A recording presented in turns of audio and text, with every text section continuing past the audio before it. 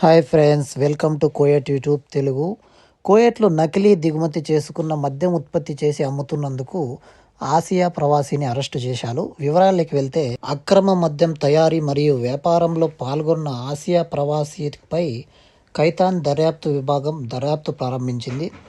ఆమె నేర కార్యకలాపాలను పరిధిని, ఆమె ఎంతకాలంగా పనిచేస్తోంది, ముడి పదార్థాలు, వనరులు మరియు స్థానిక ఉత్పత్తి చేయబడిన మద్యం దిగుమతి చేసుకున్నట్లుగా కనిపించేలా రూపొందించబడిన సాధనాలు అనేకమైనవి ఆమె దగ్గర నుంచి స్వాధీనం అయితే చేసుకున్నారు. మహబుల్లా ప్రాంతంలోని ఆమె నివాసంలో జరిగిన దాడిలో భద్రతా దళాలు తయారీ పరికరాలు, పనిముట్లు మరియు అమ్మకానికి సిద్ధంగా ఉన్న 300 పైగా మద్యం బాటిళ్లను స్వాధీనం చేసుకున్నాయి.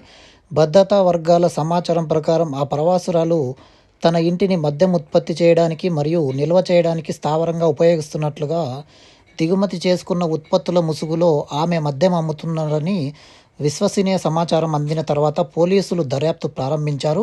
పార్లమెంటరీ అనుమతి తర్వాత దాడి నిర్వహించబడింది మరియు నిందితురాలిని చట్టపరమైన చర్య కోసం పబ్లిక్ ప్రాసిక్యూషన్కు అప్పగించారు.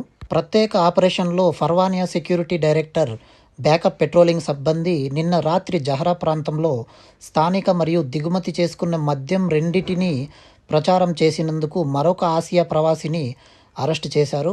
ఆ వ్యక్తి వద్ద 18 మద్యం బాటళ్లు ఉన్నట్లుగా పోలీసులు అయితే గుర్తించారు.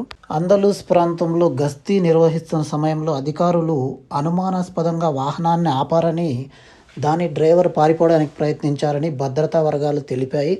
అరెస్టు చేసిన తర్వాత ముందు జాగ్రత్త చర్యగా కారులో 18 మద్యం సీసాలు ఉన్నట్లు గుర్తించారు.